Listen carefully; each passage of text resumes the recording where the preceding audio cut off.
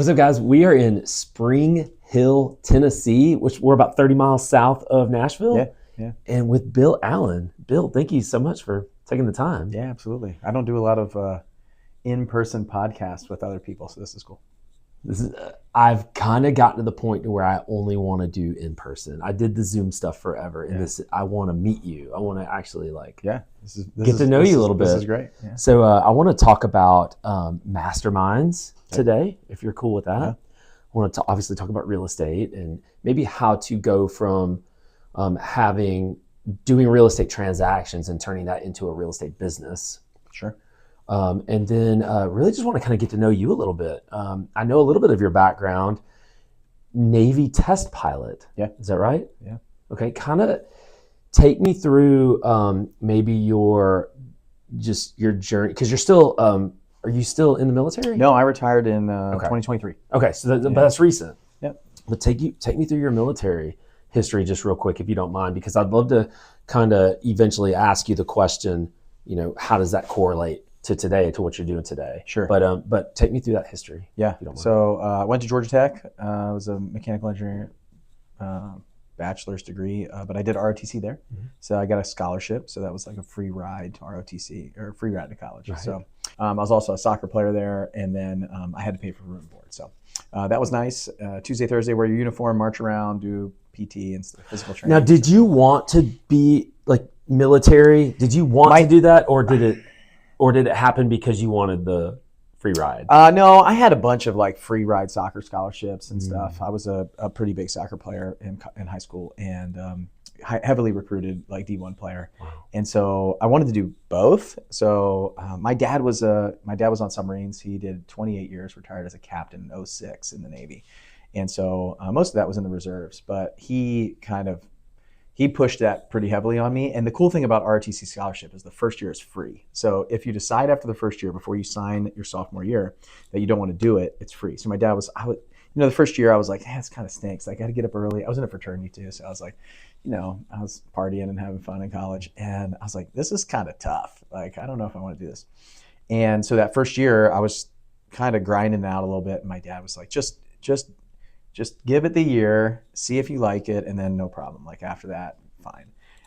But my dad was very much like, I'm not paying for your school, like you're paying for your school. So if you lose that scholarship, then what are you going to do? I was like, I'll just pick up this full ride soccer scholarship, And then so the summer after my freshman year, I went to San Diego, and you do a week with every branch, like every portion of the Navy. So a week with the Marines, and a couple days with the SEALs, a week with the aviation community, a week on surface ships, a week on submarines, and with those communities. And they show you like the best possible things that are coming down the pipeline that you're going to be doing. And so to get you pumped up. Yeah, for sure. And they show you, it's like if somebody brought you into the business and showed you like all the cool stuff that they do, and then you actually get the job and it's like 80% of the stuff sucks. But yeah, I was looking forward. They were talking about like these like unmanned submarines that are going to go out to hunt mines and stuff that go out from the sub. Mm-hmm. And they're talking about like, let us shoot all the guns that the Marine Corps has.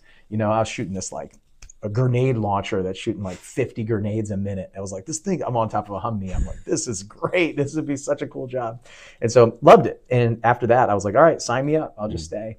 And I did. I did 5 years of college, graduated, got commissioned in the Navy as an ensign. At 01, like entry-level officer. And then I actually went to the Air Force Institute of Technology in Dayton, Ohio, Wright-Patterson Air Force Base. And I got a master's degree in aeronautical engineering, and they paid for that. And then I went to flight school.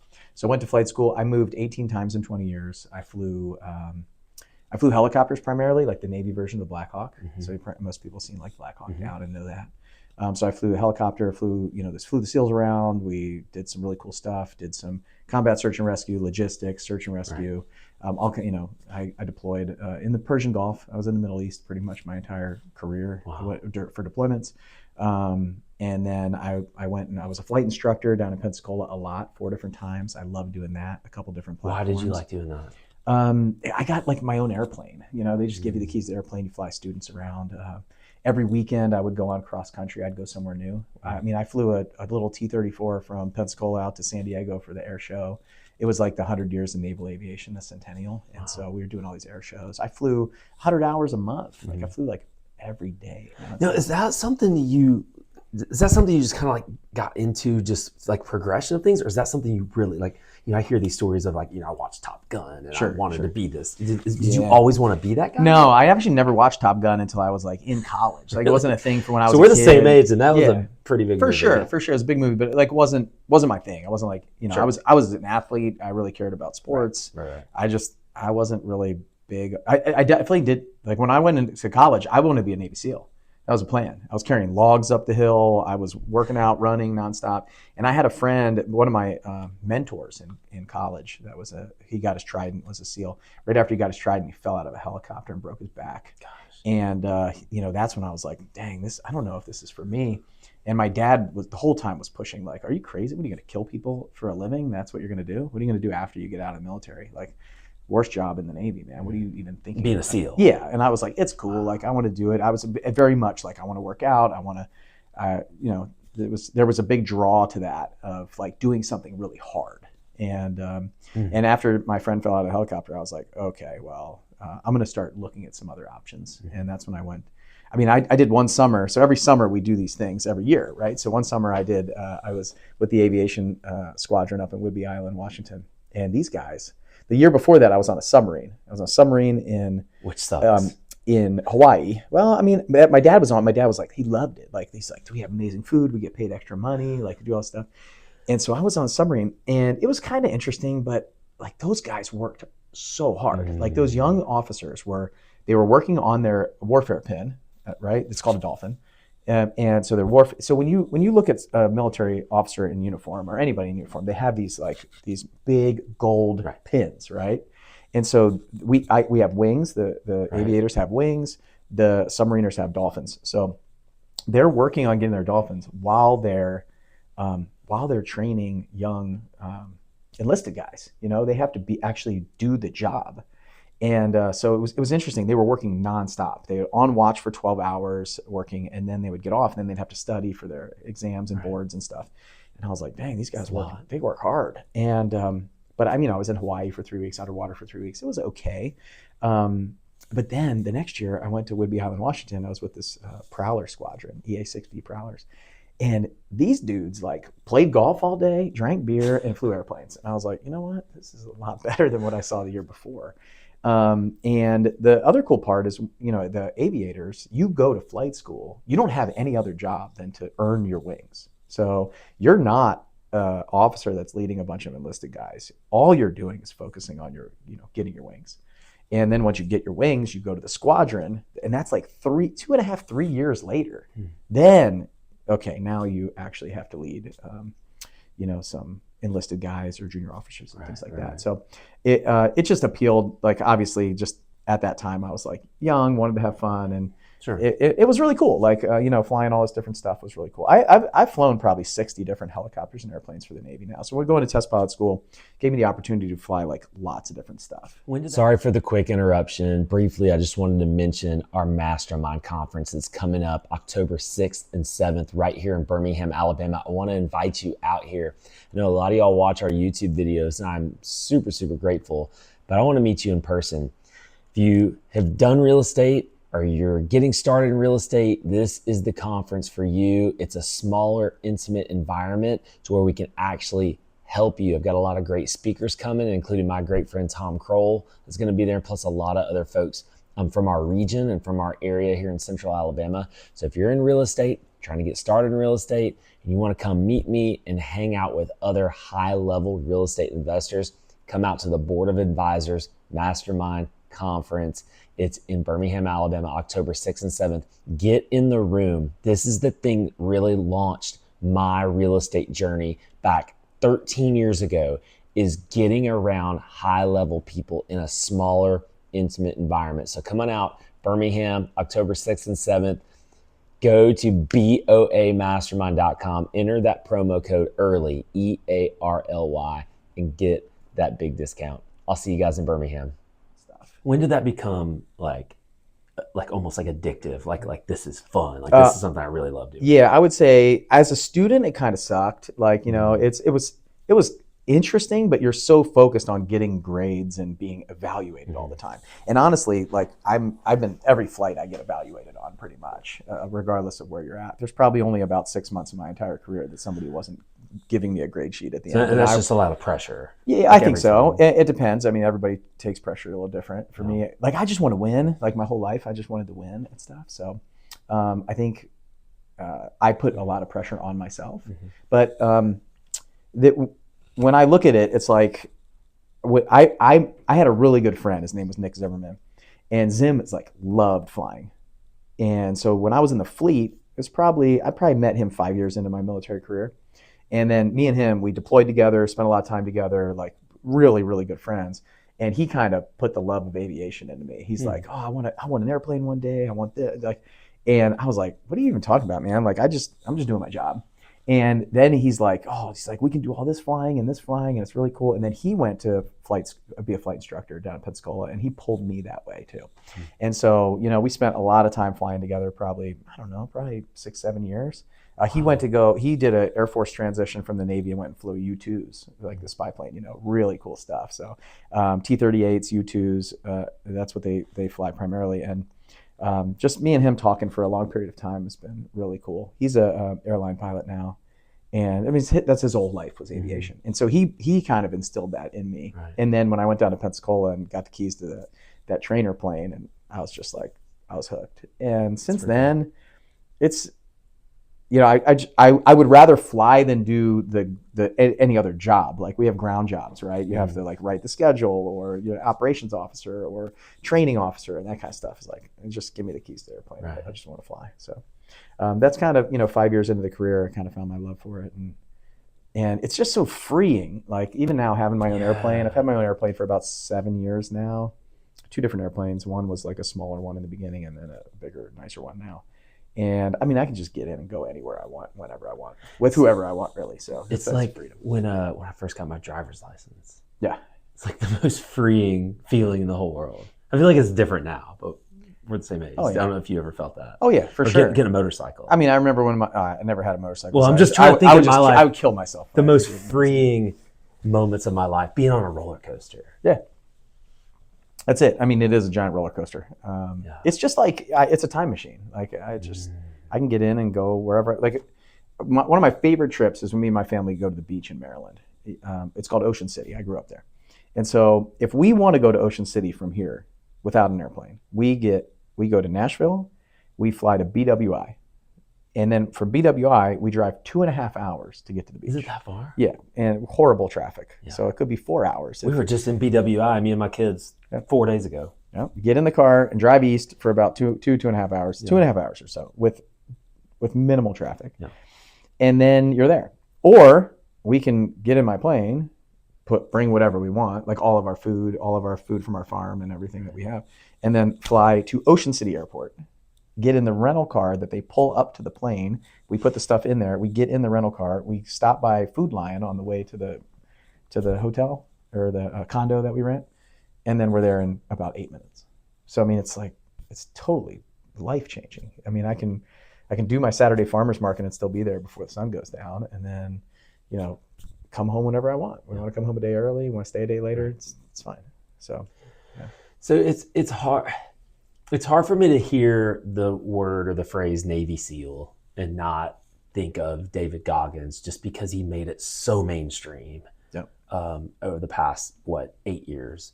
And you talked about when you went there, you were in Coronado for a couple of days, and you saw it. You got to see, I guess, the best of the best part of it.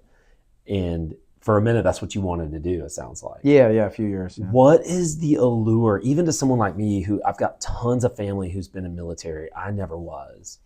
But even for somebody like me, where I read that book and I kind of follow along with people who are SEALs, like even Jocko or any of them. Yeah. And what is that allure that I feel, that draw, or maybe that draw that you felt when you were there initially? Like, what is it about being a SEAL that's so attractive? I think it's just it's elite. That's probably the word that I put to it. I mean, if you just look at the warfare pin, any other warfare pin is about like this big. The trident is like 3 times the size, you know? And so wearing that on your chest, when you see that, it's a statement, right? And so I think it's just, doing hard stuff, and it was something I was interested in, is just going through Hell Week, doing, the whole training pipeline.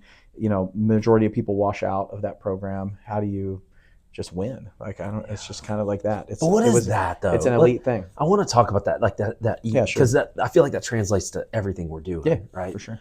What is that a you thing? Is that a me thing? Is it a small percentage of people thing? Can you learn it? Is it just in you? Like, where does that desire to win and be elite for you, where does that come from? Oh, I think it's inside of you. Yeah, I definitely think. So there's plenty of people that are like cool being passive or sitting back and not leading or stepping up and stuff like that, which is totally fine. Like, we need all that, right? And I don't think I'm like any better than anybody. I think that somebody who is going to work with me is just as important as me, right? But I think like I went through like really deep work on personality and identity and stuff like that, right? And essence of who we are, like who God made us to be.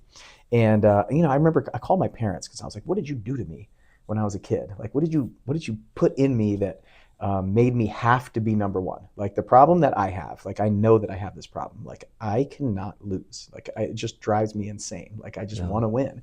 You put me in a room, it doesn't matter. I'm going to try to figure out how to be the top dog in any room that I go in." Now, does that even apply to your children when you're playing like a board game? Oh yeah, for sure. Like yeah. My kids will not win against me. Like, I don't let them win. Like, why would I let them win?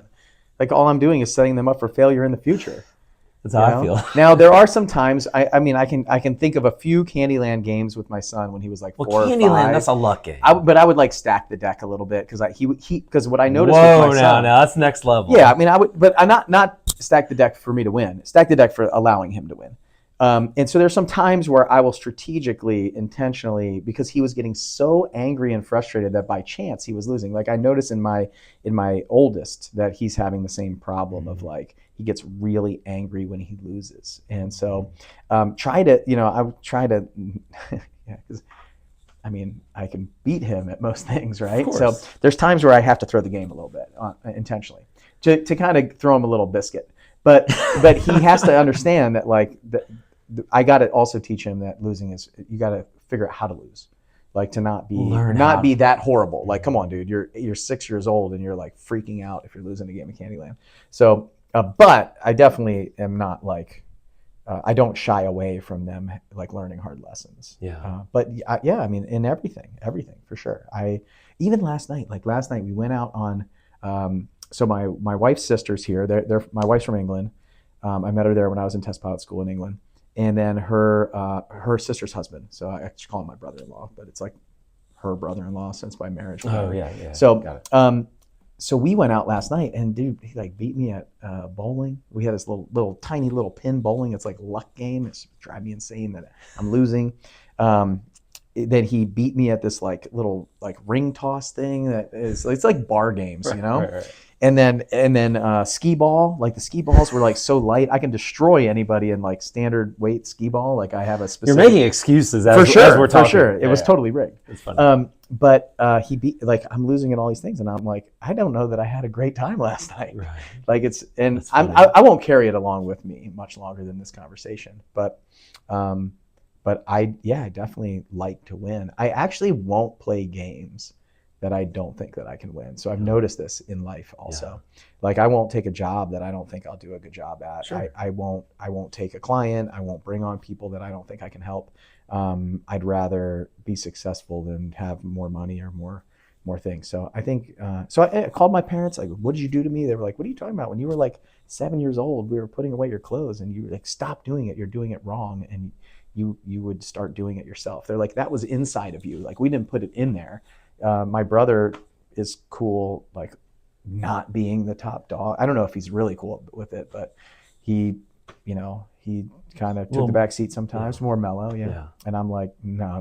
Like, he's older or younger? Younger. He's younger than me. And there is some like birth order stuff, but I don't know if it's all that either. Like, I can see my youngest of 3, he's really like hardcore want to win too. So. Well, so let me ask you, so I'm kind of speaking more for me, but was there a point in your life maybe when you're younger, 20s, teens, 20s, even 30s, where that was a problem and you had to like learn that it was a problem and learn how to kind of manage it?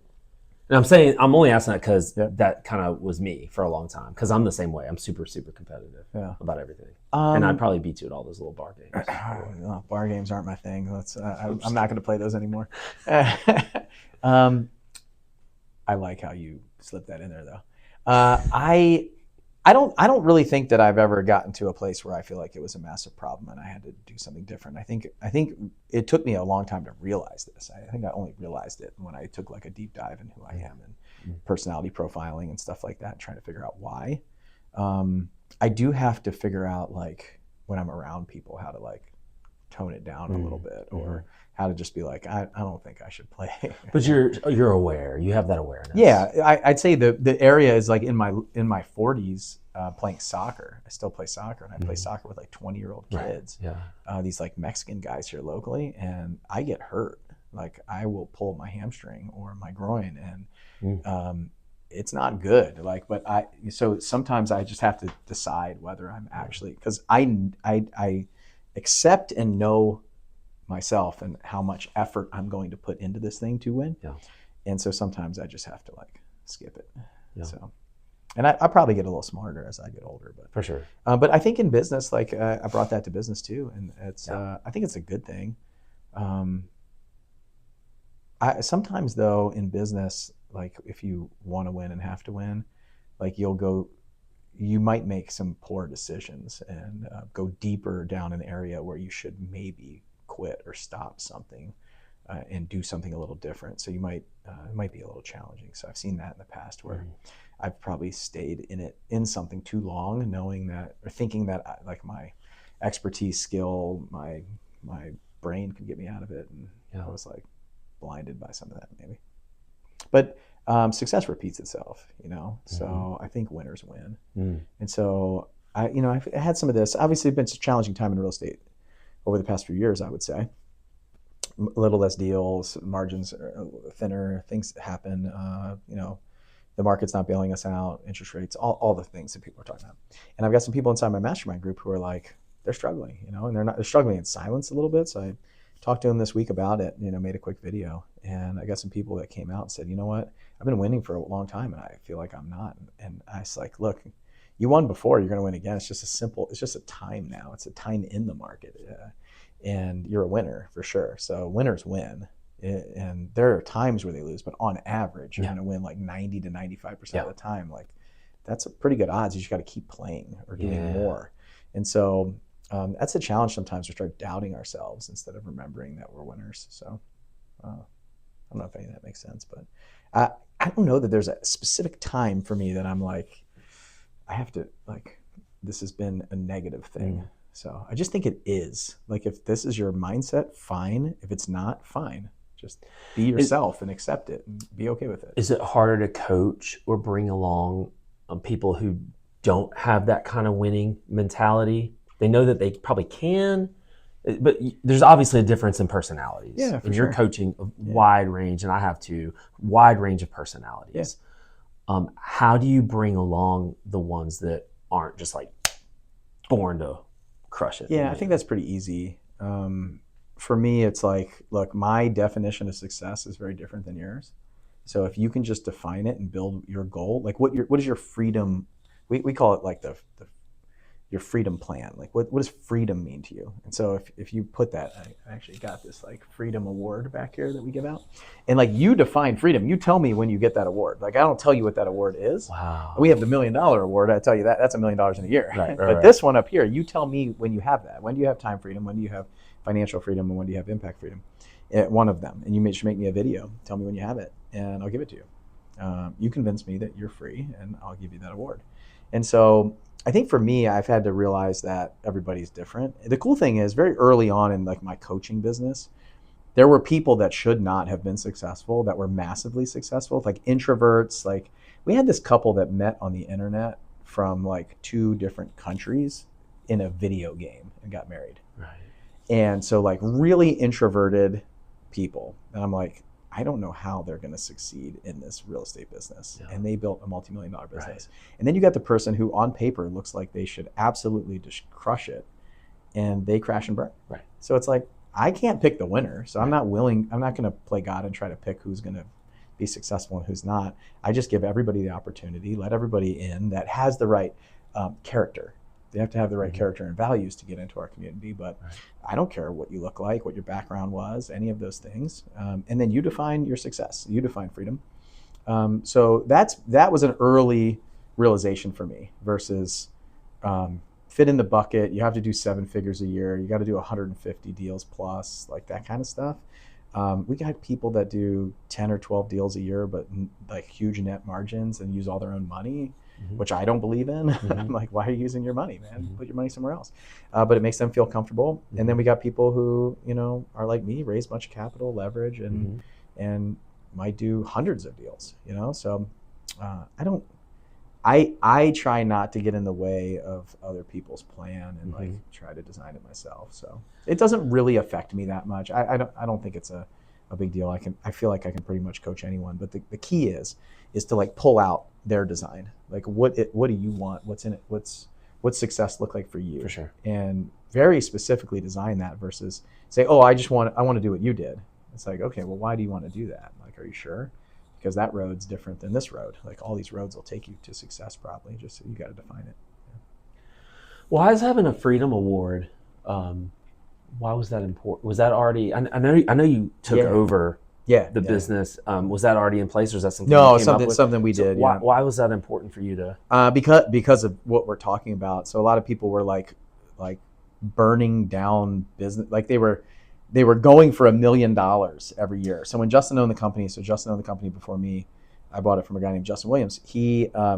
He was very big on like doing more deals, like hundreds of deals. Like that was the talk track, and so what I saw, I was a member of that community. In 2015, I joined 7-Figure Flipping. I was like one of the first members, and so what I saw a lot of people like burn out or just like over leverage. They might do $1 million of gross profit, but 0 net, and saw them like just overspend, like, and just not make a lot of money. And they have or just have a massively like huge work. They have not even a high paying job, like a low paying job. Right.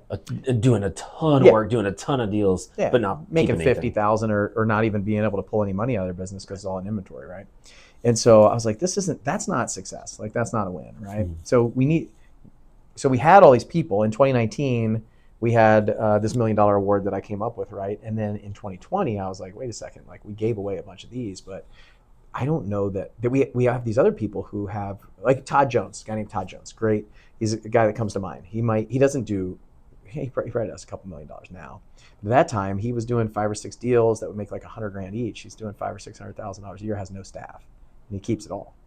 And so I was like, he's actually in better shape than the people I'm giving this award to, but he doesn't get an award because he didn't hit this number. Right. So am I forcing people to hit this number? So then that's when we came up with, I was like, I need to have a different award. We need to have one that, you can just, and for the people that are giving back, money and time in charity, or they're actually totally free and they want to have a lifestyle business. What award do they have? Because that's actually more important to me than $1 million. Yeah. So just because you run a big multi-million-dollar business doesn't mean that you're happy or free. Right. So it could be worse. So 7-Figure Flipping. Yeah. You took this over in what year did you say? July 2019. Yeah. 2019. And is this, how would you characterize 7-Figure Flipping? Is it a mastermind? Yeah, mastermind coaching program. I 7-Figure Flipping is like the company, right? So we have lots of different programs inside of there. So I really feel like it's like a community of people that have similar values and character. Like that's the most important for me is to have the right people in the community. And then wherever they're at along their journey, we can help them, whether they're brand new or they're doing, hundreds of deals a year. So we have like, I look at it as like entry level people need more coaching. Higher level people need a mastermind. So we have like coaching to mastermind. And then like products and things like that, little things. Why is it successful? Because we care about the people. I feel like our product is really good. The hard part is, I think we built best in class, but we're not the best known. So, and best known always beats best. So that's the challenging part for me. It's like to become more well known. So being best known. But what makes you say? Why do you think it's not as well known? What makes you say that? because it's not. I mean, there's 30,000 house flippers out there. We have like 300. Okay.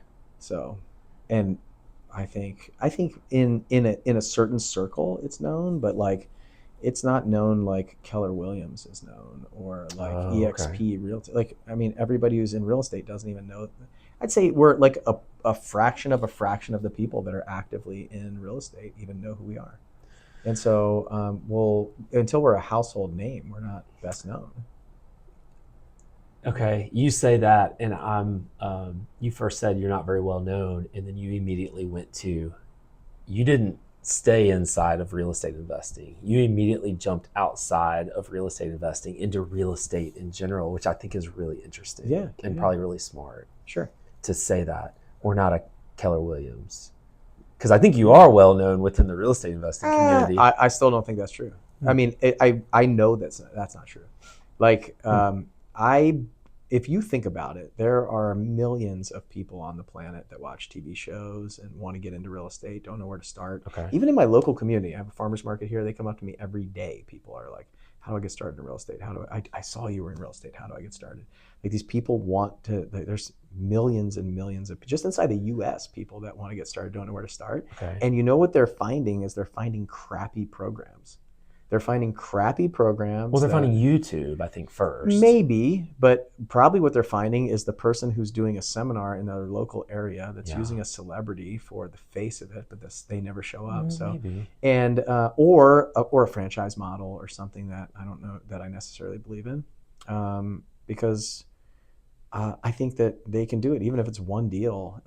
So anyway. I think that we have an amazing program inside, right? I spent my entire life, my business life, building the best fulfillment on the planet, like really caring about people. Why are we successful? Because I think we actually care that they do deals, and I mean, I'd say 70 to 80% of the people inside of our community do deals. You know, they come in, if they've never done a deal before, they're coming in, and there's people who will quit after 2 or 3 months, you know, and they're like, this isn't for me, or they quit on themselves, you know. We show up every day. And I think we really care about the result of the folks. And then next step is becoming more well known. Like I don't have millions of followers on social media. We don't run $1 million of ads a month. We don't get in front of. Are these the next steps? Yeah, for sure. So I'd say I think our next big step is the TV show that we built, and it comes out soon. I think I hope that puts us on the big picture map.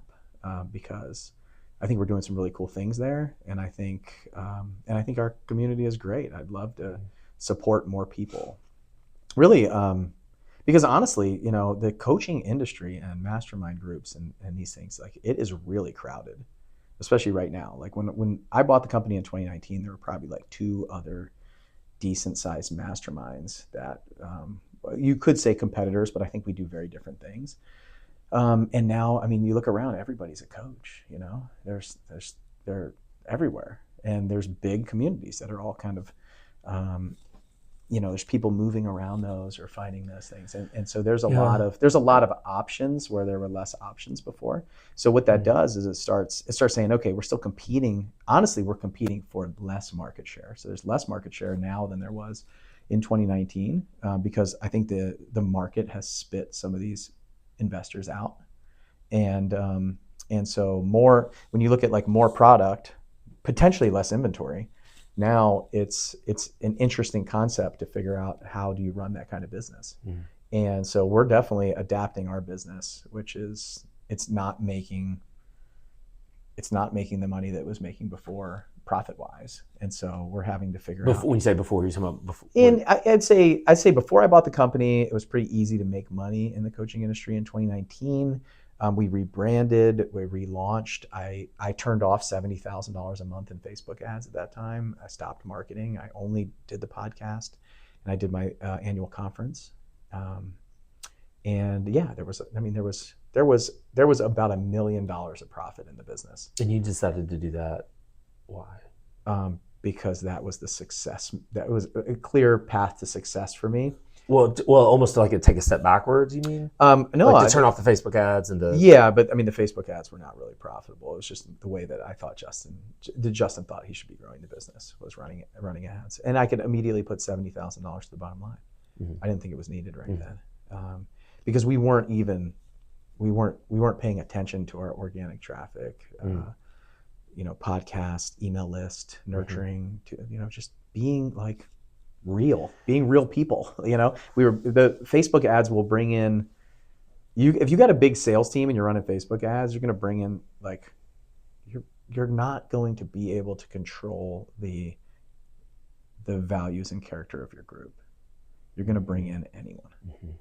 And that's the challenge that we had before. And that's important. That's a really good. Yeah, I had to ask people to leave. I didn't renew contracts. There were things like that was happening. I fired the whole sales team except for one guy. Kept one guy, and he's still with me today. And so we just had to change the way that we attract. So I think this business, like info marketing business and coaching business, is you have like customer attraction, right?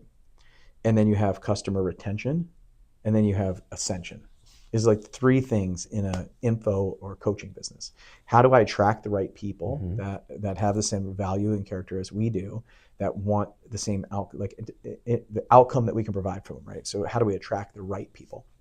How do we retain the right people? So how do we get them? It's so good that they're successful, so they stay, right?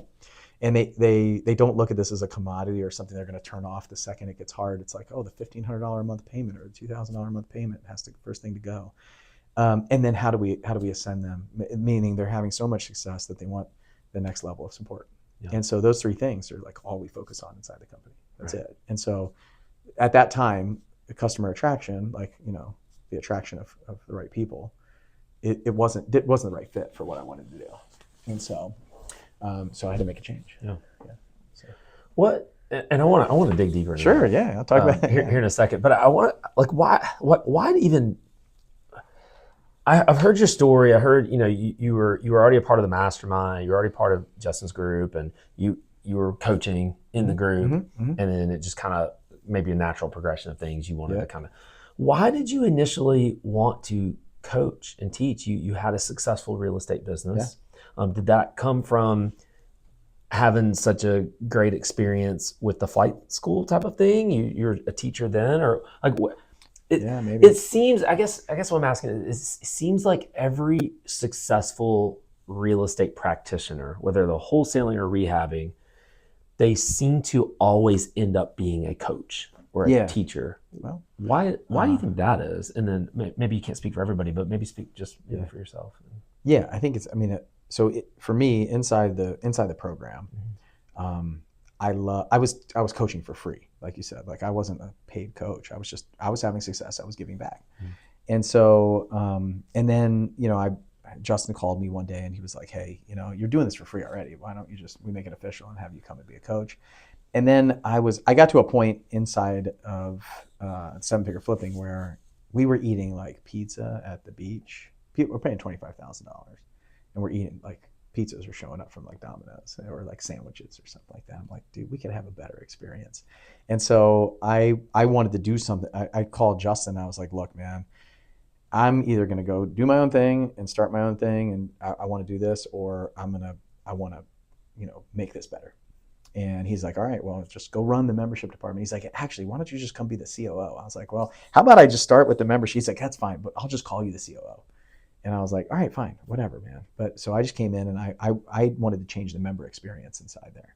And so I changed the member experience. We started doing like really awesome events and like just things that were just, we could up level the fulfillment of what we were doing for customer retention effectively. You think about retention. Yeah, for sure. And so inside of that, I just like, I love helping other people. Like, I don't even care if you pay me or not. Like, I was at the point where it's like, I learned all this stuff. So I don't know how familiar you are with the hero's journey. So the hero's journey is like a big cycle, right? So you have this call to adventure. So there's the ordinary world and a supernatural world. So you live in the ordinary world, but then you get this call to adventure, which is like tap on the shoulder from God, or I believe it's God, and you can, whatever you believe for everyone watching, but you have this tap on the shoulder. I believe it's God. Well, I mean, we can, but yeah.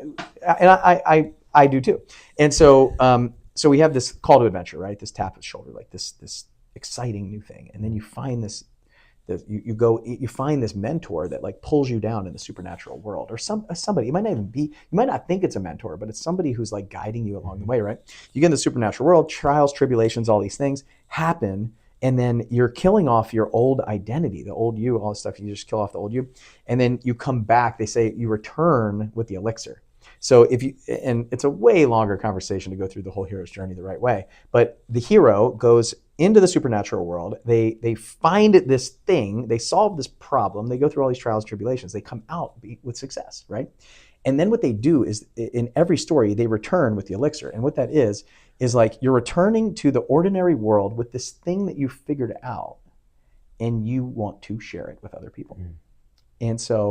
And then naturally you're going to have this, then a lot of times the new journey is, okay, now this call to adventure is, how do I share this thing with these people to help them and bring them into the supernatural world? Because we're like, it's so cool in here, right? And so that's what you feel when you like go to an event. You like leave home, you go to an event, and all the people around you are like the same as you. You're like, oh my gosh, like everybody in my ordinary world is telling me not to go do this thing, but all these people are telling me I'm not doing enough of this thing. And so that's when you meet your people. You have your mastermind people, right? Or that's the supernatural world, and you don't want to go home. You're like, oh my gosh, so amazing. So a piece of that's one piece, is this ordinary and supernatural world, and returning with the elixir. Like it's like my duty to share this thing that I figured out to help other people, right? So that's one. Do you believe that for you? Yeah, for sure, 100%. That's what this is for you? Yeah, well, that's a piece of it. So if you think of that's kind of like the framework of, if you watch any movie, read any story, or actually see your real life, like maybe you went through like something really hard, like a divorce, or somebody committed suicide in your family, or something like, or your parents were alcoholics and beat you, and you're coming back from this, and you want to help other people not go through the same thing that you did, and you figured it out. So like any pastor, any coach, any trainer, anybody, they have some wound that they went through. They killed off their old identity, they found this new identity, and they want to share it with some other people. So that's like inherent in all of us, I think, in everyone wanting to help. I believe good people. And then the second piece is, when you think about it, and I don't know how familiar you are with Tony Robbins' 6 human needs that he trains on and teaches, but you have these human needs, these 4 needs of the flesh, right? Of the man, you have those 4 needs, which are certainty, uncertainty, or variety, significance, and love and connection. And then once you find all those, then the supernatural needs, the 2 needs of the spirit, is growth and contribution. So the thing is, I feel like when anybody finds they have those 4 needs met, Maslow's hierarchy is another kind of conceptual idea that's like this. But you have these 4 needs met, then you go to growth and contribution. Like the next level of success, once you've figured it out, everything's taken care of, you're good, is growth and contribution. Like everyone will go to that place of growth and contribution. So like that's why these people that are investors that have success go say, I want to show other people how to do this because I've had success, I'm taken care of, like I don't need anything. Let me go help these other people do that. And sure, people charge for it, you pay them, whatever that looks like. Some people will do it for free or whatever, but there's some outcome that they're getting from this, and they live there now. Like I live almost my entire life in growth and contribution, I feel like. Now, is that outcome for you, that outcome for me has always just been, it's a personal gratification I have. It's just like, I really get personally gratified. Like that is like it for me. So I'd say the biggest challenge that I've ever been tested with in this is I went to one of Tony's events, and the problem that I was trying to figure out was like, is this significance for me, which is problematic, or is this really growth and contribution for me? So that's what I had to wrestle with. Like wrestling with, is this thing, like when you say significance, like you're getting your significance from it. Yeah, is it about me just wanting to be more well-known and famous? Like ego. For ego. Or is it the fact that if that happens, then I can actually grow more and contribute more to society? And so fortunately, a friend, mentor, coach of mine, Mike Simmons, was there. We were in the same first 7-figure flipping class together. We've done life together for 10 years now. He's amazing. He's shepherded me through many hard times also. He was there with me. My wife decided not to go last minute, so I said, call Mike. I'm like, Mike, come down to to Tennessee. We'll fly down to West Palm to Tony's event and come with me. I have an extra ticket. He's like, I'm in.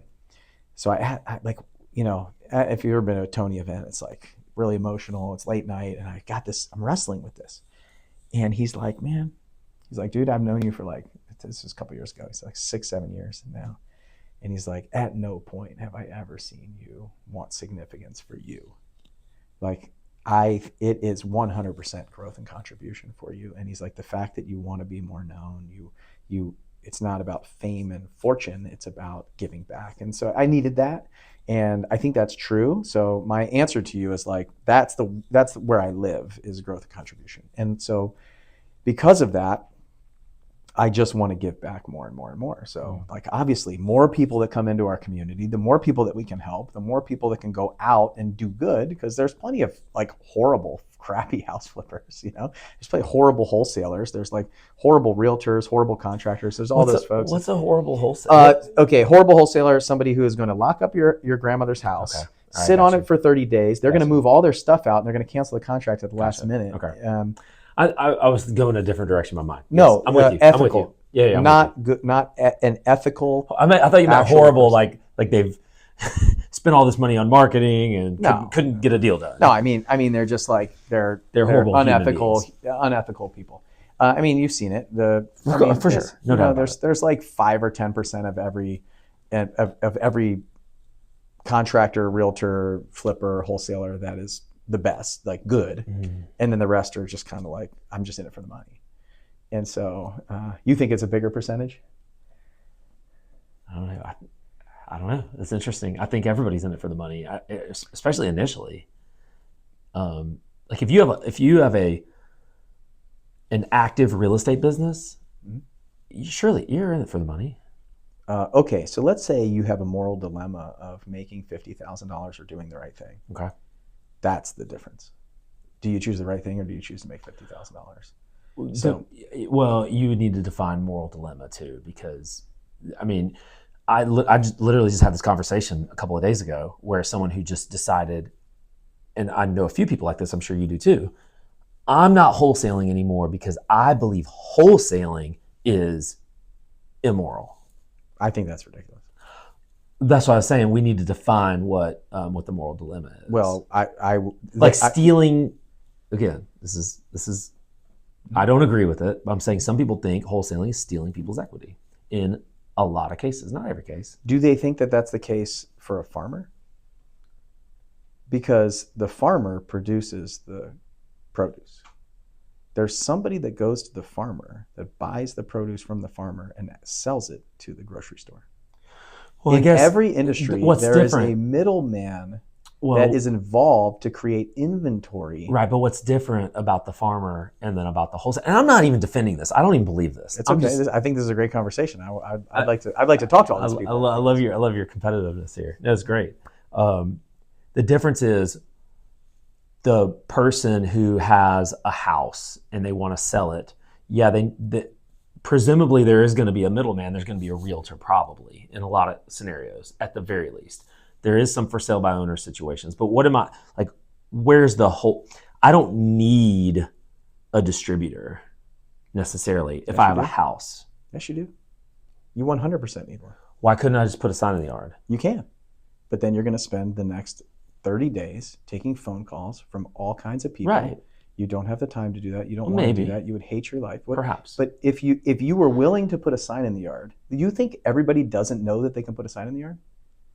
Does everybody not know that they could sell their house to the real estate agent? They all do. Right. No wholesaler walks in and goes, real estate agents don't exist. Right. You can't put a sign in your yard. You should not don't put a sign in your yard. Are you crazy? What are you, an idiot? You put a sign in your yard? Like, they're walking into the wholesaler's pawn shop. Agree. They know that they're not going to get as much money. Totally agree. Well, they know. It is a fact. Like, everyone knows. Yep. All they're doing, they're trading equity. I agree. They're not stripping equity or being robbed of their equity. I guess they are intentional. Now what we're talking about here, the moral dilemma becomes the horrible people that are out there don't make it, they make it seem like you can't do this. They make it seem like like you shouldn't do this. They convince you not to do something. They're not saying, hey, how can I help? Yeah. And that's the difference. There's 10%. So when I met Andy McFarland, who I would argue is probably the nation's best wholesaler, most ethical person and genuinely amazing human being I've ever met in my entire life, who is doing like 300 deals a year, $4 million wholesaling. And the guy is probably, I don't know, just when Andy walks there, I don't know, it's unbelievable, his level of ethics and morality. And when I talk to him, it's like when I met him, I was like, you know what? Like there is a need. The wholesalers are needed in the industry. They produce the inventory, some inventory, right? Realtors produce they have 98% of the market share. If it weren't for people contacting folks that don't even know their house is for sale, that inventory wouldn't even exist. Like that's what wholesaling, there's a lot of the marketing, the direct to seller marketing, is these people don't even know their house is for sale. In a lot of cases where I'm at in Birmingham, they don't even know that they can sell. They just let the house go in a lot of cases. They want it gone. Yeah. And so it's a burden. But a realtor, in a lot of cases, I've probably done like 800 or 900 wholesale deals, right, in my career. That's a lot. At this point. Yeah, it's a lot. But the only time that I ever feel like we did something wrong and somebody got ripped off, it was when the granddaughters of the owner forged a power of attorney to sell their grandmother's house out from under her illegally as a felony to us. And the grandmother had no idea. Every other time, the seller is crying at the closing table thanking us for doing what we're doing. So I can't, the way I look at this, wholesaling in general, it is literally a pawn shop. I run a pawn shop. It's not like I'm just asking you if you want to come talk to me in my pawn shop. When you walk in there, it's like the people that walk in with their grandmother's diamond ring in a pawn shop. You don't think they know that they can sell it on Facebook Marketplace for more money? Or they could go to a jeweler and get more money for it? Possibly, but they might have to sell it on consignment and wait. They want the money now, today. And so I bought a house yesterday. And the guy who sent me the lead, so here's how it went down. The guy has a house in Pensacola, right? His nephew, it's his uncle, this nephew is a realtor in Tennessee. He moved to Tennessee. There's nobody in this house. He had this house listed for a year. It didn't sell. He sends me a message and he says, hey, my uncle needs to sell his house in Pensacola. Are you looking for a flip? And I ran the numbers. I was like, dude, I can't buy this house. I have to buy this house. He wants $135,000. I had to buy this house for $95,000 to flip it. Maybe 90. I can't give you that. And he's like, okay, well, he's got an assumable VA loan on it with 2.375% interest. I was like, oh, okay, well, maybe we can do something. I don't know. And he's a realtor. His nephew is a realtor. And he's like, a wholesaler had it locked up for 30 days and did nothing with it, couldn't sell it. So a wholesaler put it under contract, sat on it for 30 days, couldn't sell it, and backed out, right? And so he tells me all this, and I'm like, yeah, that's pretty typical. I was like, why didn't you call me first? You know I'm in the area. And I could have told you that I can't buy it for $135,000. No wholesaler can buy it for that. No flipper, no landlord, nobody. But I have an owner finance exit strategy that I can do. And so if I can have the mortgage for 2%, 2.375%, and then all I got to do is bring $30,000 cash to the table, I could probably sell it on owner financing for somebody. And so I know how to do that deal, right? But the wholesaler, that's a horrible wholesaler. Lock it up for 30 days, cancel it, knowing all good and well their numbers are crap. I could have told them in 5 seconds. Maybe they're just a horrible wholesaler, not ethically more horrible, but they're just a bad wholesaler. Don't have the right training. They don't know. Yeah. Don't have the right training. Don't have the right people to ask. Think that this is a deal because it's $30,000 below fixed up value. Exactly. Actually, 60. It's probably worth 195. But overall, that guy knows that he can list it on the MLS. He tell his uncle that, hey, you can list this on the MLS. You realize you're not arguing with me, right? I know. I'm arguing with you. I'm definitely not arguing with you. But the overall idea it hits me so hard because I hear it all the time. I hear it from 95% of the transactions that are done on the MLS or done in real estate are maybe 98% are realtors. And the biggest crap I get is from realtors on wholesaling. Everyone's so up in arms about how wholesaling should be illegal. What are you even talking about? Are you insane? Every industry has a wholesaler. Every single industry on the planet has a wholesaler. Cars, food, everyone. This desk, these computers, these cameras that we're on, these microphones, this shirt, these pants, these shoes. Nobody is regulating those industries. Like, is everyone insane on the planet right now? It's like, why don't you just give them good, solid, like all these other industries don't even have good training either. Right. So it's like, I'm perplexed with the fact that everybody wants to. Well, come on, you're not perplexed. You know why? I mean, it's most people's largest investments of their entire lives, and why do these regulatory agencies even even Why does Good question. Well, why does the real estate commission exist? They Right. exist for one reason: is to protect the consumer. So if multiple people, if at this point scores of people are complaining, probably about the bad apple, the bad moral wholesaler. If multiple people are complaining, then the real estate commission and ultimately the people at your governor's office in each state. I mean, we are talking about all things that I don't believe in these days. Well, I'm just you're acting like you don't understand why. I don't agree with it. You don't have to agree with it, but I understand why. It's trash. So the real estate commission, all this stuff. So they are primarily realtors that are protecting themselves. And so let's look at the USDA. You want to, like, if we get into this stuff. No, I don't know. I don't even know. I'm not. I can't talk about that. I'm not intelligent about that. All the labels on our food, like we're being completely lied to all around the world. Don't even get me started. Everything. And so what I'm saying is we don't need more regulations. We need to just educate the marketplace. Why don't we just educate the homeowners what a wholesaler is instead of try to get rid of them? That's to me, like, the answer. And we're getting into like very philosophical conversations around. No, but you hit the nail on the head. It's the realtors who are seeing their commissions dwindle down because you got people in a lot of cases they're brokering without a license. Especially start bringing up novations. I don't know. Yeah. I don't believe in that at all. That is absolutely brokering without a license, no doubt about it. So just get a license. Who cares? Well, I agree, get a license, but then, okay, does that solve things? Like, it should. To get a license, it should mostly solve things. $100 and a few questions on a virtual thing, and I took a test and I got a license. I can tell you what, 90% of the realtors with licenses have no idea what the hell they're doing. I'm with you. And they're horrible. Like, they don't understand investors at all, period. Guys, we found Bill's hot button. Well, my hot button is like regulations, like overall regulating an industry, because instead of educating. And because the realtors are not educated. Well, how do you educate a whole entire country? How do you, like, a whole entire... a little bit at a time. Okay. Like, seriously, it's just, it drives me insane. Because, look, I'm in the food world too. Like, I just got, before we did this, I just unpacked a trailer with 8 cows, all packaged out in beef for my farm.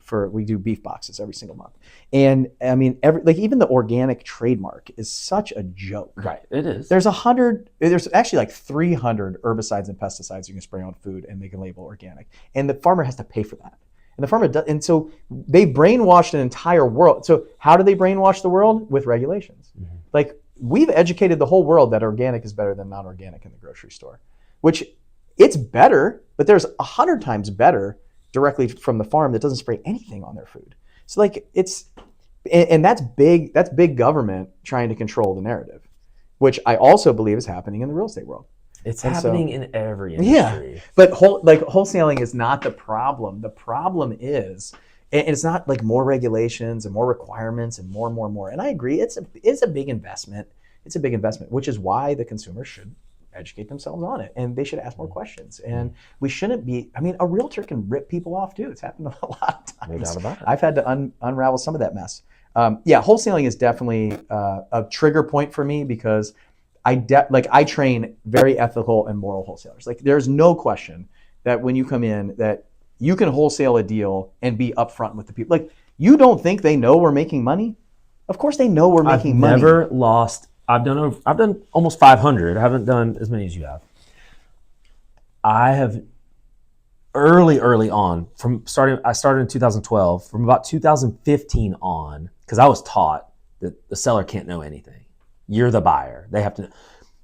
When I really learned how to do it the right way in around 2015, I was always telling the buyer exactly the process. Here's what's happening. I'm not going to be buying the house. This person, someone else can be buying the house.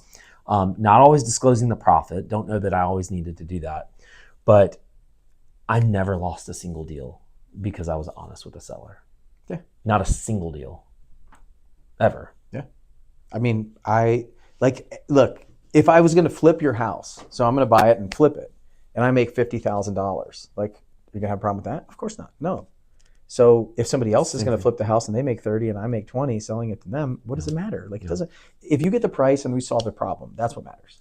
And that's it. I'm with you. And everybody knows they can make more. Like, everyone that's watching this and listening to this has sold something for less than it's worth. Everyone, whether it's a car, a boat,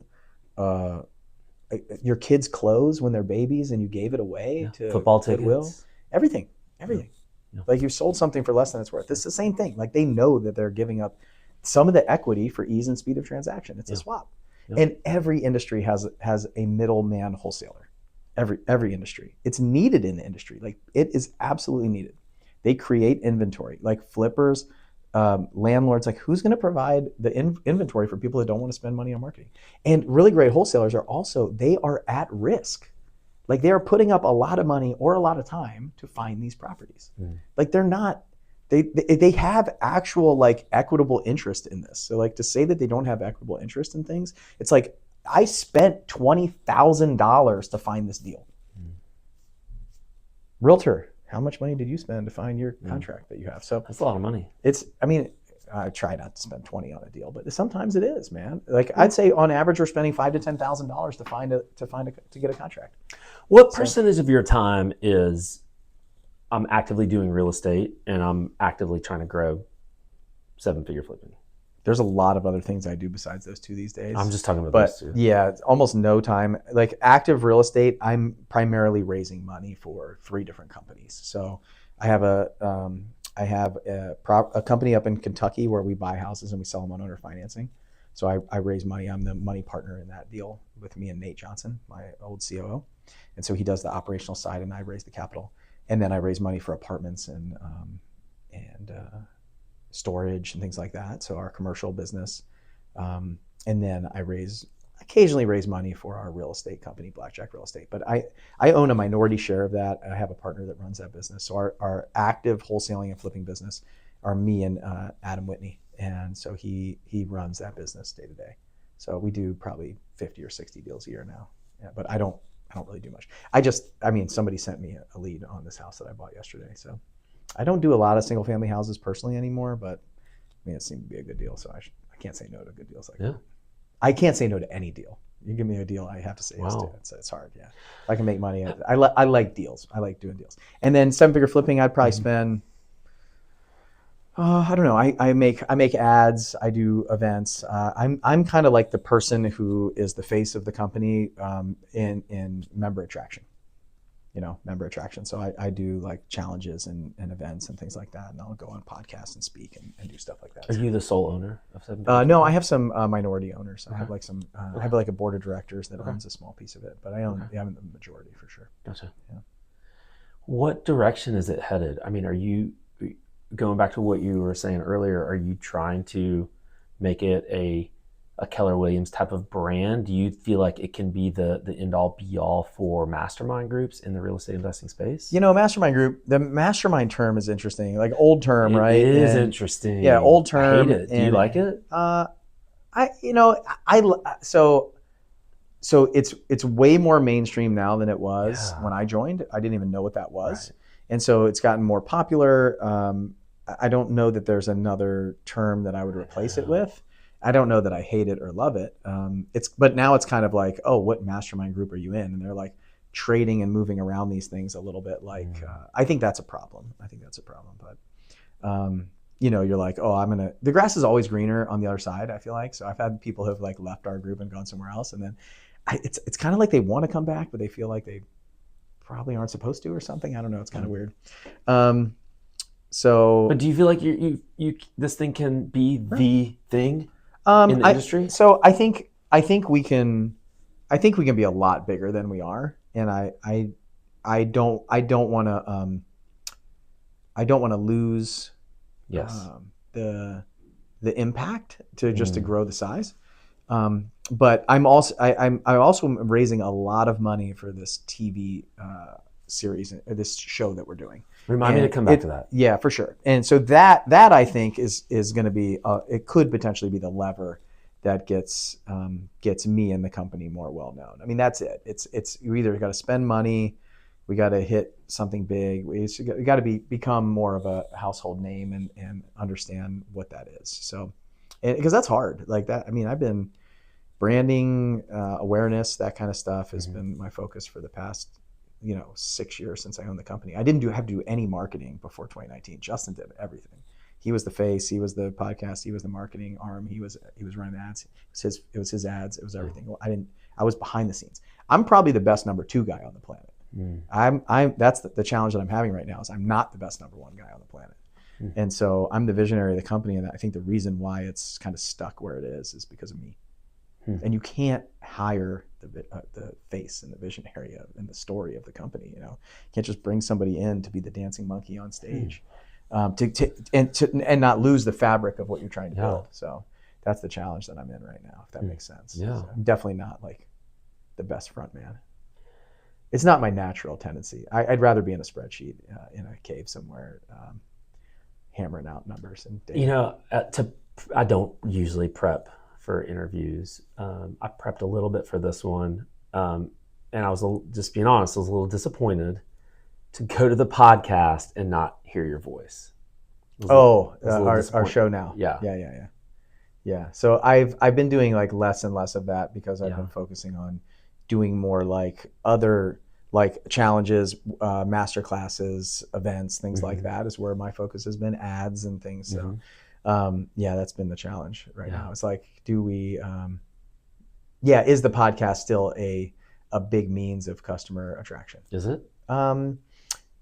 Not as much as it has been. I don't know if that's a mistake, but in 2019, I went all in on the podcast. I went all in on the event, the live event, and that was my main focus. That was it. And talking to my email list.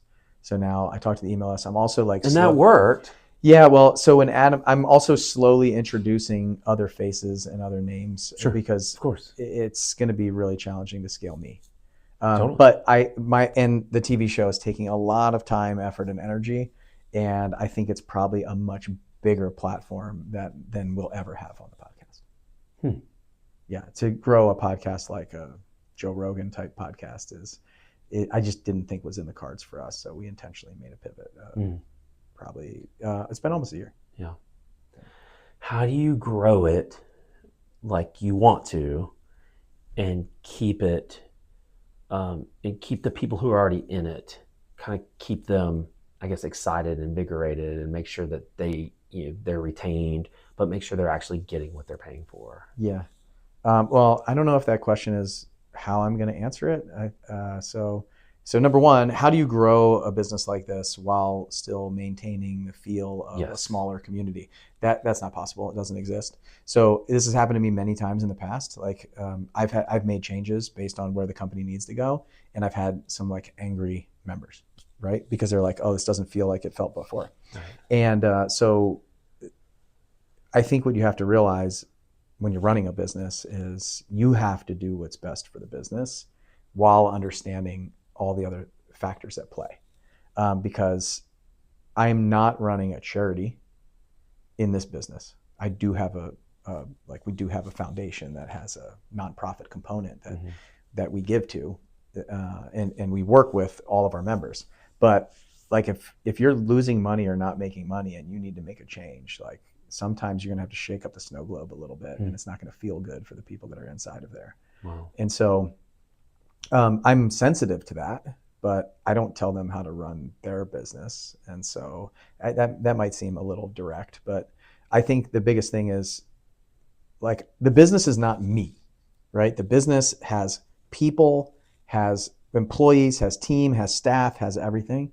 And I've had to dip into my bank account multiple times to make payroll in the past, and not necessarily recently, but there's plenty of times where I've had to go through, we're in my pocket to run this thing, right? And so sometimes you have to do what's best for the business. And so So that's one thing is I really, as far as like member retention, it's understanding that people who have been with you for a long time, they have like certain needs and expectations. And sometimes it gets out of whack with the direction that the company's going. And that could be okay. Like in order for you to change, there has to be something has to change, right? And so I try not to let the tail wag the dog when it comes to that stuff. And so the real question that I would ask myself is, can we grow the business size-wise, revenue-wise, net profit-wise, or whatever we want to do? Like there's two things. You're either going to scale top line to increase bottom line, which means more people, or you're just going to be way more efficient inside the business, stay small, and increase your net margin. So there's lots of different ways to grow this business. I definitely believe that more people need what we have. And I'd love to get in front of more people and have more people have the opportunity to come in and experience what we do. And when we do that, and have done that in the past, people are like, I don't like this. Yeah. Like I was the only one in my market that had access to the secret. And it's like, okay, well, are you really living in an abundant lifestyle, or are you really living scarcity and calling it abundance? And so, I mean, we used to have defined markets. We used to say only 2 people per market, or only 1 person per market in the group. And we had a time where it was only 25 people. We were like limited 7-figure flipping to 25 people. And then I remember Justin saying, "Oh, I'm actually I want to grow the business." And I included me, I felt I didn't like it, didn't feel good. But then when more people came in, they brought new ideas.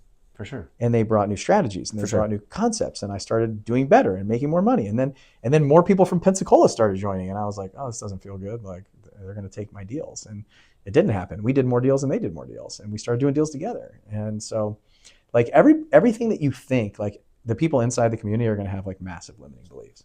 And so it's my job to break the construct of what they believe and then prove it.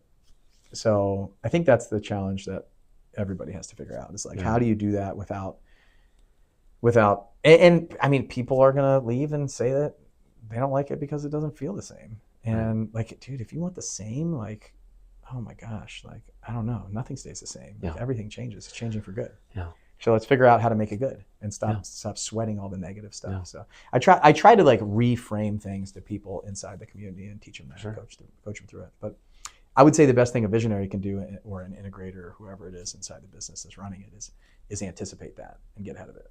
So that's kind of some of the stuff I'll probably have to do. Are you a ClickFunnels guy? Yeah. More so than like high level? Yeah. I am.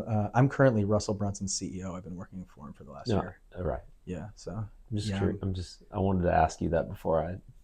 I mean, I can talk about either one. So I'm familiar and understand both. Tell me about Russell and tell me about your relationship with him and how that began. Yeah. So Justin was in Russell's world for years when I was a member of 7-figure flipping. So.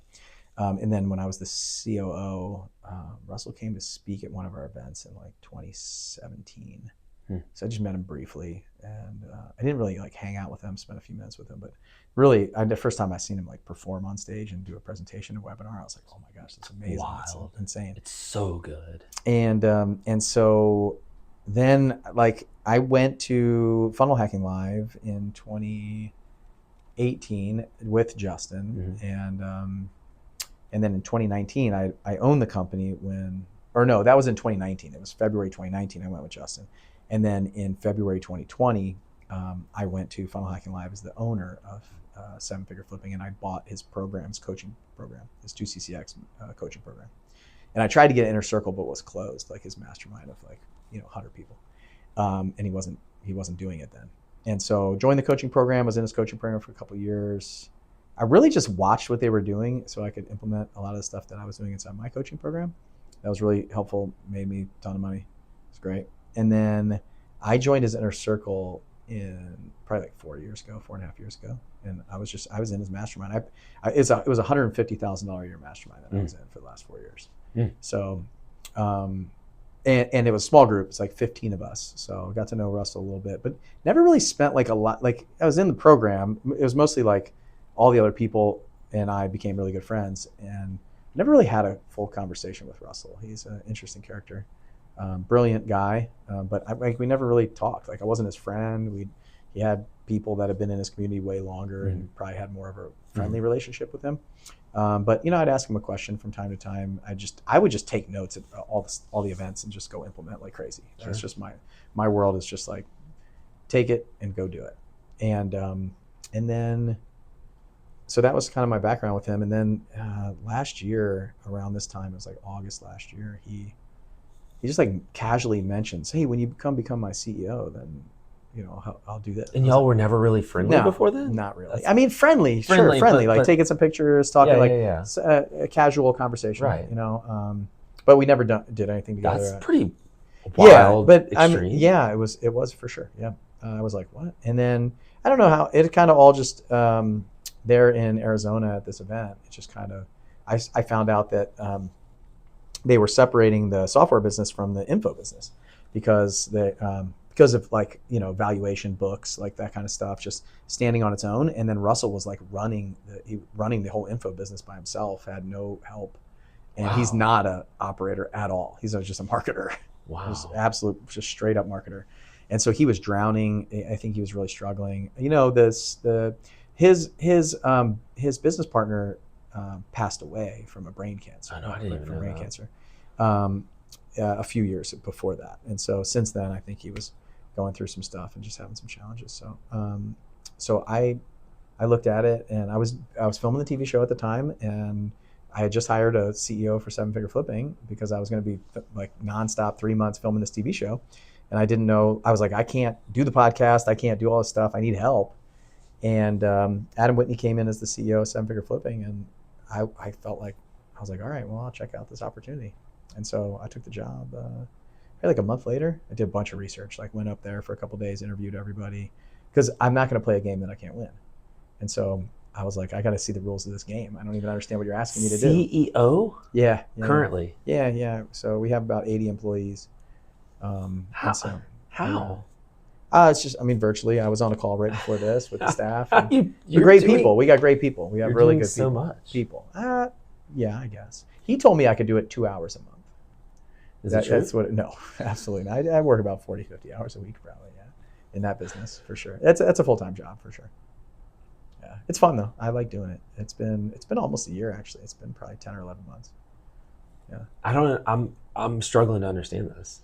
If you have a system and you have great people, like my job should not be that hard. There's actually a book called CEOs Are Lazy. Mm-hmm. I think that's what it's called. And so I take that to heart. I kind of do. Like, I really think that, if you have, like, I brought in $50,000 of revenue 2 days ago with a Facebook post directly to an event. So, and it'd probably be more. I'll probably bring another 50 grand. So I'm bringing value. Like his event. Yeah. His event. I sold a couple tickets to some of my friends. Because we weren't, was that the post where you said, if you want to meet Russell? Yeah. I got 5 spots. I almost. Well, come to the event. Why wouldn't you? We'll talk after. But it's like, it's not meeting I'm Russell. a high level person though. I feel like it can do so much more. I kind of went away from ClickFunnels, so I feel like it's a little. I feel like that event has nothing to do with. I feel like it's a little insulting though.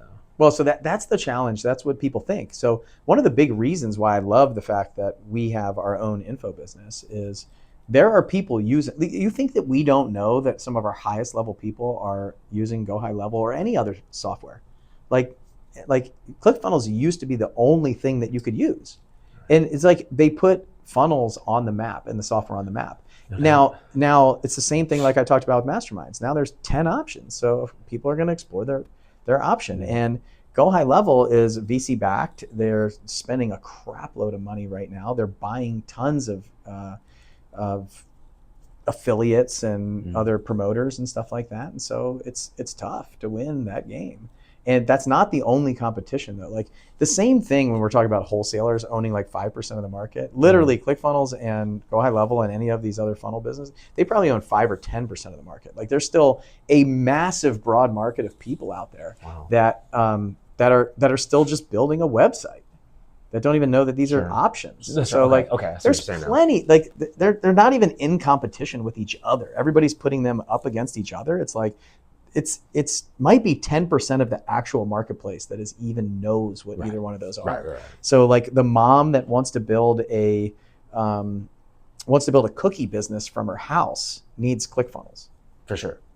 Probably not go high level. It's like the user interface is miserable on it. Like it's so hard to use. I hate it. But when it I does get in everything. There. Sure. Yeah, but the mom building the cookie business doesn't need everything. Right. She actually wants something super simple. Right. And she wants a $97 a month product is totally fine, Totally. And so that like the real problem is the same. How do they become more well known outside of the info marketing bro business? Yeah. Which is really the argument that's happening, which is kind of a joke right now. Like that's not the problem. Like there's a much bigger market for everyone.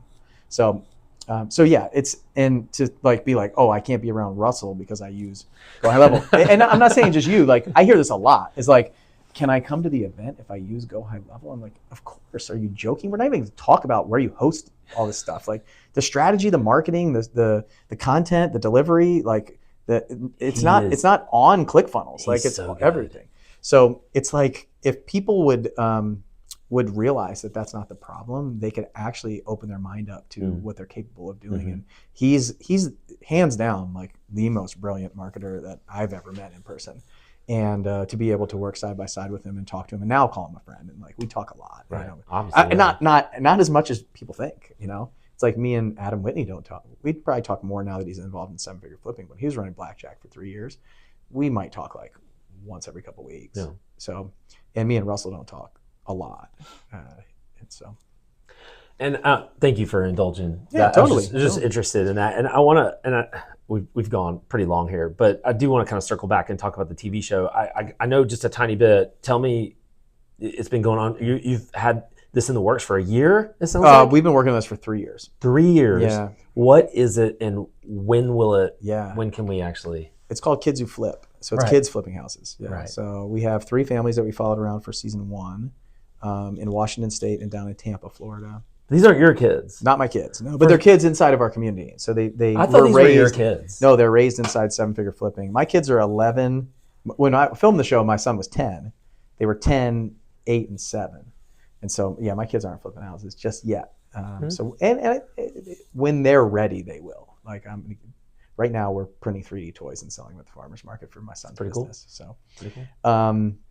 Yeah, I've spent all week 3D printing toys. So we got some really cool stuff. In addition to being CEO here, we're running 7-figure flipping, got real estate businesses, raising money. We have a consulting and software business too. So 2 doors down is a consulting business where we help 5 or 6 other digital info product businesses scale their offerings. So that's really cool. I have 2 guys. No wonder you're not on the podcast anymore. Yeah, there's a lot of stuff going on. But like some of the biggest challenges in webinars that you see out there were the back end engine of that. So showing them strategies and stuff. We did one last week that was, we had about 1,100 people in there, did almost $1 million in sales and really cool stuff for a big brand real estate guy. Anyway, TV show, Kids Who Flip. It's like my favorite thing. It's so cool. It's what's so cool about it? The kids, man. When you tell them to do something, they just do it. How old are these kids? Teenagers? 13 to 18. Yeah, 13 to 18. So under 18 is the thing. And so season 1 is done. It's filmed. It's edited. It's going to come on TV on October 1st. So it'll be on where? It'll be on. So it's a Discovery Network and Warner. So it's a Destination America is the cable channel it'll be on. So if you have cable, you can watch it on Destination America. There's like 25 million households that have that channel that streams to, or that's like live broadcast TV. Right. And so that's at 8:00 Eastern time on Wednesday nights, midnight Eastern time on Wednesday nights, which is 9:00 Pacific. I think it's 9 Pacific that it's on. It might be 8 Pacific. I might be off. And then Saturday morning at 8 a.m. Eastern, it's on that channel live. So every week it'll be on live for 13 weeks. And then it'll be on Amazon, Hulu, HGTV, Discovery, all the Discovery Go apps have it. Amazon, Hulu, like Roku, Sling, like all those things, all the streaming networks after that. And so this is a project that is this your concept? Yeah, well, I would say it's my concept. It's my partner, Ryan Whitefield. So Ryan's son, Ollie, was a big part of the show. Ryan has a background in some TV. He owns a portion of like the MMA awards and stuff like that. So he was in my mastermind, still is. And so he brought the idea to me. He said, I want you to be the host. Me and him partnered. We own the show. So we didn't like sell the show. So a lot of people or somebody come to me and say, will you be the host of a show? And then they control it. And so we control the content, we control the structure. And we got a slot, a 15-month slot. This TV broker, this TV wholesaler. Right. Wholesale TV. Right. Too. You keep taking jabs at me. Well, you're the only one here. Messenger. You're the only one here. I was the messenger. You're the only one here. The messenger. You're the only one here. So I'm talking to it's the royal we. It's the royal we. So so the TV wholesale, like a TV broker came, and they absolutely love it, and they own like a ton of stuff, like some of the biggest shows. Yeah. And they were like, this is an original concept that we haven't seen before. It's going to be huge. And so now we're filming 3 spinoffs. Right now, we're almost done the first spinoff, which is Kids Who Flip with Ollie. They're doing $1 million house down in Tampa. In about a month, we're going to come here to my farm, and we're going to do a challenge edition. So like 2 teams of kids that go head to head on 2 different houses that we're going to have them renovate. And then we're going to do an entrepreneur edition. Where it's not houses and real estate. It's like we have my Teenage Tycoon program, which is our family kids program, and so we have a lot of kids in there that are doing really cool stuff that we're gonna talk about their businesses, and then season 2. So I got to raise $7 million to film all this. Bill, I was just about to say, this is a lot of money. Like when you're talking about all the stuff that you're doing, you're raising money and giving them equity, I'm assuming. Yeah, the best part about Kids Who Flip money raise is a 4-to-1 write-off. So they put $100,000 in and get $400,000 off on their taxes, which is nuts. $400,000 write-off. So whatever tax bracket you're in, you do the math. That's pretty bananas. Yeah, Section 181 deduction. I've spent the last 2 years studying this. This is why like people are investing in all these movies that don't make money. It's really cool. It's really cool structure. But we can actually make money. So we have a kind of mapped out and structured. So we own all the TV commercial slots. There's brand placements. There's product placements. Like having these conversations with like DeWalt and Makita windows, doors, roofs, like trucks, watches, clothes, like all the stuff that I like watches and cars and trucks. Like I'm reaching out to them, going, hey, send me a really nice Rolex and I'll wear it on the show. So stuff, there's all kinds of different things that are involved in this. That's a great trick. Gosh, I got to do that. Yeah. My next one. Yeah. How this is last thing I want to ask you. How do you do all this? And you still have a family, still have children, still do vacations. It seems like just from this conversation, you've got a lot going on. Yeah. You also have a family. How do you attempt to balance all that? Yeah, prioritize and execute. Yeah. So I think a big part is like setting the right expectations. Like when Russell and I were talking about what I can and can't do, I feel like I set the expectations. He could probably find somebody that would live in Boise and work, 50 hours a week in the office nonstop and have sole focus on this. And so I think, setting the right expectations and being very direct and honest and open about how things are going. And then just figuring out, like really thinking about what's the biggest bang for the buck? Like how do you take, how do you get 40 hours of stuff done in 10 hours? Like it's possible. It's totally possible. I mean, I leverage a lot of AI, people, human beings. I mean, I have staff here that's helping me schedule this and run my calendar and respond. Every email that's coming in right now is being read. Like I don't read them. She usually has my phone. I have my phone. Hopefully there's not a big problem on it, but I hate my phone. I don't want my phone. And so I just shut everything down and just get the things done that need to get done. That takes a lot of discipline to do that. Like my ADD brain would not allow that to happen. Well, I mean, I have great people. Like if you look at, so we have the farm, we have this info business. I have Russell's business, right? And Russell's business is pretty much like me. So that's like me. It's time and money, right? But I have a great team. Like I have a great leadership team and staff that I have really focused on pouring into them, because then I don't know all 80 people.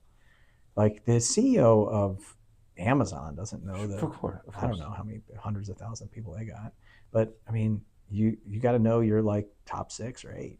That's it. Like you got your SEAL team. There's like 6 people. That's about it. Every human being can manage about 6 people. And so my farm has like 1 person, right? And she runs the whole thing. Mm. And then Adam Whitney runs Seven Figure Flipping right now. If I need something, I talk to him, and what else I got? The houses in Kentucky, Nate, that's it. But him and I trust him to run the whole show. Like when we need money, he calls me up. Jason and Chad, they run the apartment buildings.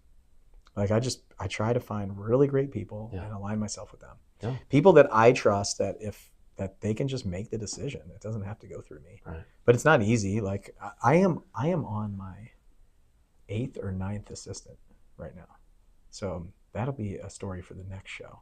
But I mean, sometimes there's certain things that I just cannot figure out. And I have COOs, like leadership team members, all great. The personal / executive assistant is like the hardest job on the planet in my life. Is that their decision or your decision? Sometimes both. Yeah. Sometimes it depends. Like I've tried different personality profiles. I think the main thing that I've realized is, if you're going to run alongside of me, like, I mean, I've tried really high level, high paid people. I've tried to train from within. I've tried to find a friend that knows me really well. I've tried lots of stuff. And so I think my expectations are too high, and I'm not, I think I'm rolling like 3 jobs into one. Like I can spin 1,000 plates, and I'm like, it's not that hard to spin 5, you know? So I've tried to roll like lots of like high level, low level jobs into one versus like splitting them out into multiple people. So I think I did a good job on this one that I have right now. I think Jessica's gonna do great. Yeah. But it's because I still kept the high level tasks. I haven't delegated that stuff. Right. Delegation is really important. Yeah. How to do what you do, delegate stuff and trust and I prioritize and manage your calendar. Proper expectations so people know because I don't have a lot of time. Yeah. But I also am not going. I'm pretty much here 10 to 5. Yeah. So I'm not. I used to take a Friday off and work at the farm every Friday, and since Russell's last year, I work Friday now. But I like doing what I'm doing. Don't have a lot of time, but he made a couple of hours for me to come bug him up here in Tennessee. Bill, thank you so much for your time. I enjoyed the conversation. Good. Guys, we appreciate y'all watching. Hopefully you got a good inside glimpse into this man's life just a little bit. And so thank you again, Bill. And we're going to see you guys on the next one.